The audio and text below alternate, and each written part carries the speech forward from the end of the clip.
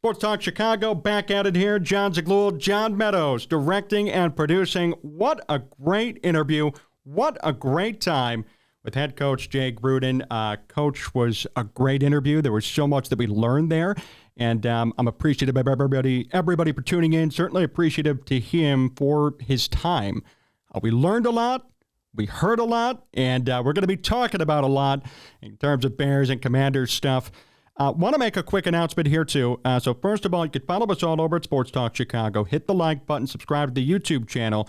Really want to get this out there before we forget. Big news for Sports Talk Chicago. I'm sure many of you have saw the press release that I put out all over on social media. The Sports Talk Chicago syndication network is here. We are now regionally syndicated on 6 stations across Chicagoland, across Illinois and Indiana. We added 2 more. We want to give them a big shout out and a big thank you to WKAN in Kankakee and 105.5 The Ticket. Sports Radio, 105.5 The Ticket down in Kankakee and Wilmington. That's our first all-sports station that we're on. We're sharing the airwaves with all the greats on Fox Sports Radio, which I listen to very often. Many of them have come on this show. Mike Harmon, Jonas Knox. We're on with them now out there in Wilmington, in addition to our great and loyal affiliates that we've had already. Cities 92.9 Talk FM in Bloomington, AM 1230 WJOB, Gen TV, and ACTV in Aurora. This is a historic day for the program. This is a historic day for the company at large. I just want to thank everybody, all of our affiliates, for saying yes to putting us on and letting us do what we do every week.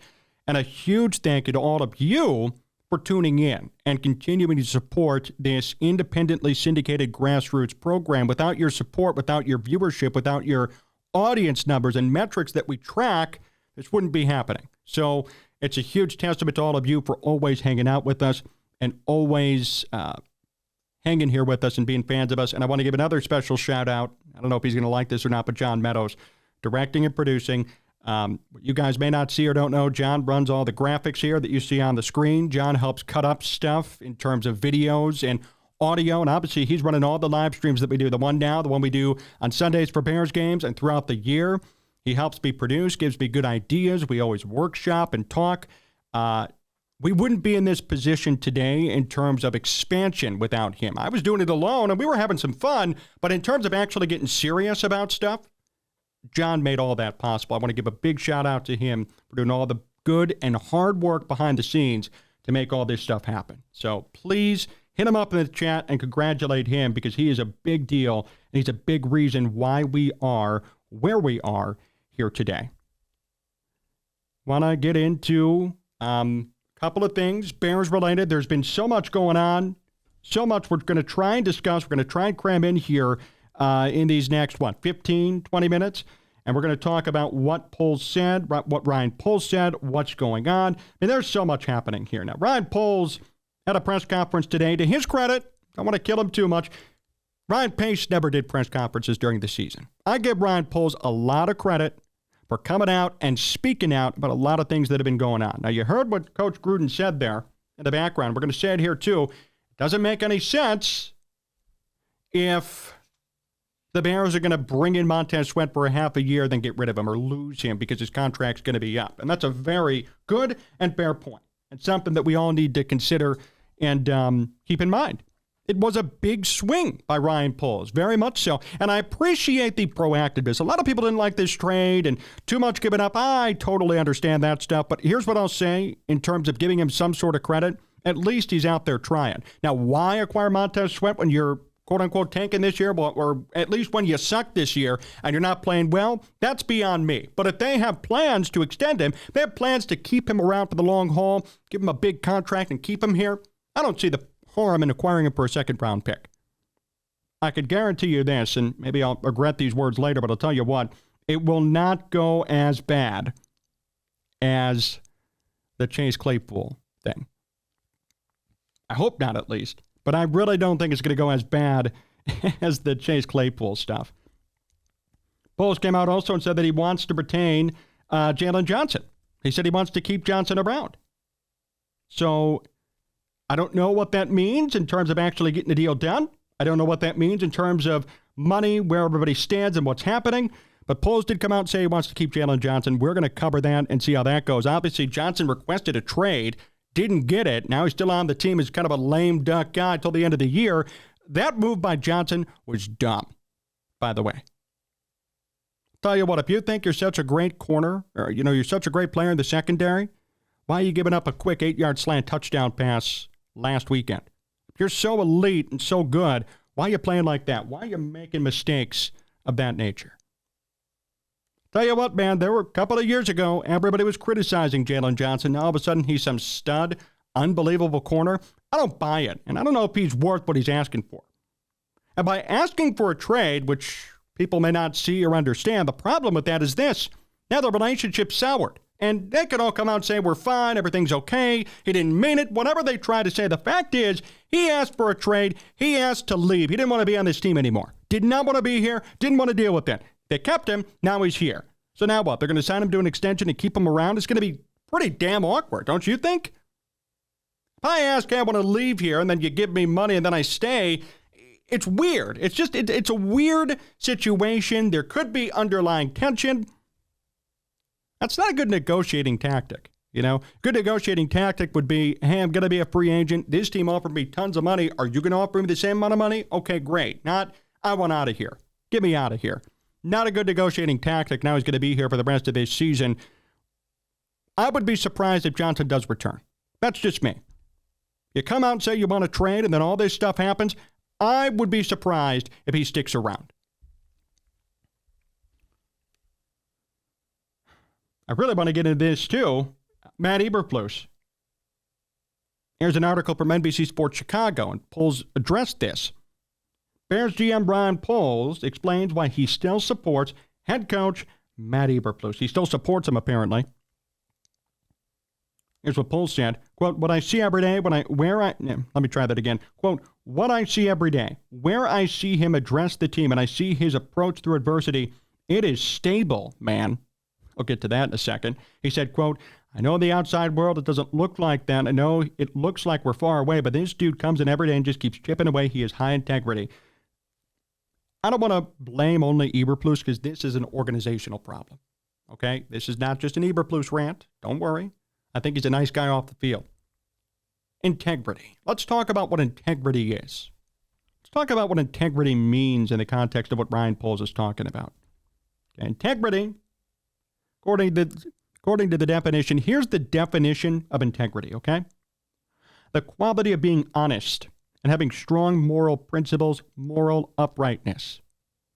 So it's a morality thing. It's an honesty thing. That's integrity. Now, ask yourself, does Matt Eberflus, this coaching staff, this team, this administration, do they have integrity? Let me think here. We have two coaches who've resigned or been fired mid-season and have both been, and this is fully true, reported to HR because of it too. Whatever they did, whatever anybody wants to say or keep quiet, it's been reported to HR. That's a fact. Okay? That doesn't sound like integrity to me. And when asked repeatedly about the situation, Matt Eberflus and company say nothing. Oh, it was inappropriate conduct. They're gone. But what really happened? Well, we don't really know. How's Justin Fields doing? He's doing okay. He's progressing. There's never any specifics. It's lie after lie, or at least if not lie, half truth, half truth. We'll give you a little bit here, a little bit there, and then we're going to shut up and good luck. Does that sound like integrity? No, that's not integrity. This, I would argue, is the least year of integrity for the Bears. This is the worst I've ever seen it in terms of integrity. How do you have two coaches, one of them a senior coach, a defensive coordinator, resign mid-season, mysterious circumstances, nobody says a word? That's not integrity. That's not honesty. That's not morality. That's a joke. I don't know what the hell Ryan Poles was saying today. You got to remember, too, Ryan Poles hired Matt Eberflus. He's not going to throw him under the bus, but I'll tell you what, by the end of this year, his ass better be gone. For good. Not a personal attack. Not, I hate Matt Eberflus, but I'll tell you what, Ryan Poles is dead wrong on this. Oh, it looks weird outside. Yeah, it does look weird, but it's stable internally. No, it's not. You just let go of coach this morning, the running backs coach, who's reported to HR, and nobody knows why. This isn't stable. This isn't good. This isn't integrity, is it? Or is the definition of integrity in question now? Integrity is morality. It's honesty. I just read you the definition. This is not integrity. It's not. When Poles was asked again about integrity, he said this, quote, "We have expectations here. This comes from me, Kevin Warren, George McCaskey, and Matt Eberflus. If you don't meet those expectations of how you move around this building and how you treat people, how you talk to people, how you act, you don't belong here." Oh, how were you there in the first place? That's the real question. Why are you discovering now that all these people shouldn't be there? Didn't you establish a culture last year when you were here on the team, hired? You're not a rookie GM, and he's not a rookie head coach. You knew about this stuff for about a year and a half till you fired people now, or people are resigning midseason, or whatever the language they want to say and spin around, okay? Whatever the fact is, whatever the case is, these guys are gone. Alan Williams is gone. David Walker, running backs coach, gone. Both of them in terms of HR stuff, too. They were both reported to HR within the Bears organization. Okay. There is nothing that shows me that there's integrity there. When Poles was asked about Eberflus vetting his staff members, here's what Poles said. Get this. The people that Eberflus brings in here, he's done the work to make sure that they're the people they're supposed to be. Really? Again, we hold that standard. If it doesn't follow that, people aren't acting that way. They're not here. But the way he holds everything down here is incredible for how loud it is, how tough it is. Can I mention that the reason why it's loud and tough is because you did it to yourselves? And I'm not even talking about the Justin Fields and Tyson Bagent, quarterback, and even on the field play. Let's talk about Alan Williams and Walker. Let's talk about what they're doing behind the scenes. You know why it's loud? Because you guys aren't being honest. And nobody knows what happened. I still don't know what happened to Alan Williams. I have no clue where he is. Remember his attorney went on the radio and all this stuff? Where is he now? I have no clue. His attorney's gone. I haven't heard anything. I've heard nothing. Walker today, HR complaint, gone. Heard nothing. That's not integrity, and that's not vetting your staff. Poles also talked about the Bears playing. He said, quote, "This team, you watch them, they fight. I know this past weekend wasn't great, but you can't watch that team and be like, oh, they're going to fold. Most teams fold, and they're not folding. It's been hard. It's been really hard, especially from where we started last year trying to build this and do it the right way." Well, I'll tell you what, Ryan, you're also on thin ice, and he's not going to get fired. Don't worry, because at the end of the day, he didn't draft Justin Fields, and that's going to be his claim to fame, to getting his own quarterback, getting his own head coach, and sticking around. So Ryan Poles ain't going anywhere. But I'll tell you what, he is complicit in what Matt Eberflus has done. He is complicit in what's been occurring here on the Chicago Bears. I want to quickly end here. We have a couple of minutes left. A quick preview on the Bears and Saints game coming up this weekend. Saints playing for a lot here as they have a share right now, although they don't have the tiebreaker, of the NFC South Division lead. So the Saints are actually playing for a lot. They're doing okay. They're not great, but they're not playing horribly. Right now, that division is so weak that they're in the thick of things at 4-4. Derek Carr's back from injury. He's playing okay. 87.6 passer rating. Not perfect, but all right. Alvin Kamara, Taysom Hill, Jamal Williams all running the ball extremely well. Extremely well. Especially Taysom Hill, ironically enough, who's done great. The Saints have the 9th best defense in football, too. Think about that in terms of Tyson Bagent and the Bears. And this is nothing against Tyson Bagent, but this guy's going to be a career-long backup. He's going to face a top 10 defense. Justin Fields won't be, but Tyson Bagent will be. That's pretty interesting. And I'm very curious to see how he plays in general against this great defense. Maybe he'll shock the world. And if he does, that's even a further credit to him considering who they're facing. But I'll tell you what, I'm not expecting anything good. The Bears right now stand at 2-6. The Saints are 4-4. The Saints have so much to play for. The Bears, not so much, unless you want to count Matt Eberflus keeping his job, maybe? I don't know. The Bears have the 28th best defense in football entering play. Tyson Bagent will start again. Deontay Foreman and Roschon Johnson are going to be in the thick of things in the run game. I hope Bayless Jones-Jr. is inactive. I don't know why he hasn't been cut yet. I don't know why he's still there, but that's beyond me. We'll see if DJ Moore could pick up and have a nice game after a couple of down games, not because of him, but because no one's throwing him the football, no one's targeting him. There are so many confounding factors as to why nothing is happening there. This is not going to be a pretty game, in my opinion, for the Bears. I don't think this is going to be a huge success or something that they could hang their hats on here. I'm not expecting anything positive. I'm not expecting anything amazing. I think it's going to be tough. I don't buy any good things that are going to come from this. As far as the final score goes, I don't think the Bears are going to score much. I think they're going to lose this game and lose it in a decent fashion. Even though Derek Carr is turnover prone, because the Saints defense is so good, they're just going to overcome anything that he could possibly do wrong. I think the Bears are going to lose this one 24-10. And it should be 24-3, but they're going to score a garbage time touchdown. 24-10, the Bears fall to New Orleans is my prediction for this week. And if they lose, they'll drop to 2-7.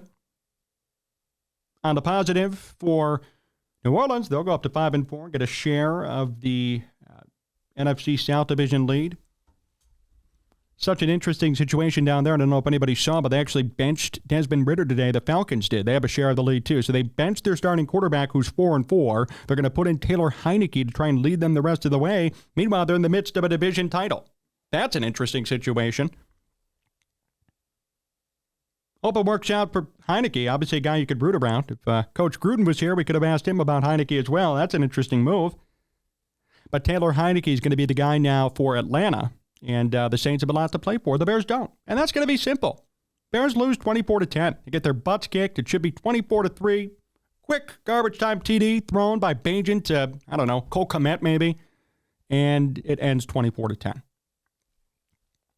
Who knows? Maybe Nathan Peterman is even going to get a snap or two. You never know, right? My goodness, this team. This is going to be interesting. How about Ryan Poles, too? Oh, man, those comments. Ryan Poles and this team in general. There's going to be a lot of movement at the end of this year. It almost seems like we're just going through the motions here in Chicago. Another tough year and another meaningless year, it seems like, for the Bears. And as I've said throughout the longevity of this show, it's a disservice to Bears fans to have to deal with this. It's a disservice to them to deal with this drama and this off-the-field stuff and the lying and the sucking and everything going wrong all at once. I can only hope that things get better, but I'm certainly disappointed in how they're playing thus far. Minute left to go. We want to thank everybody for tuning into today's program. What a huge day. What a big day in general. Big thank you to Coach Jay Gruden for joining us here. So much insight, so much great information from his days coach of the Commanders, his take on Justin Fields, the Bears, Montez Sweat, everything going on. Huge thank you, big appreciation to him. Thank you to John Meadows, directing and producing. Thank you to all of you for tuning in. Thank you to our great affiliates, WKAN, 105.5 The Ticket, ACTV, Cities 92.9 FM, WJOB, and JED TV. We got them all in there. And thank you to all of you. Subscribe to the channel, hit that like button. And if you missed any of this program, don't worry. We podcasted all of it. Go to sportstalkchicago.com. Go to Apple Podcasts, Spotify, your favorite podcast provider. The show's going to be chopped up into segments. You'll get the full interview with Coach Gruden. Everything's going to be right there at your fingertips and conveniently located for all of you to tune in and watch. Join us next week right here on Sports Talk Chicago for more great Chicago sports talk. And join us every Sunday as we do live streams of every Bears game on YouTube only. Until next time, thank you for listening and watching. So long, everybody.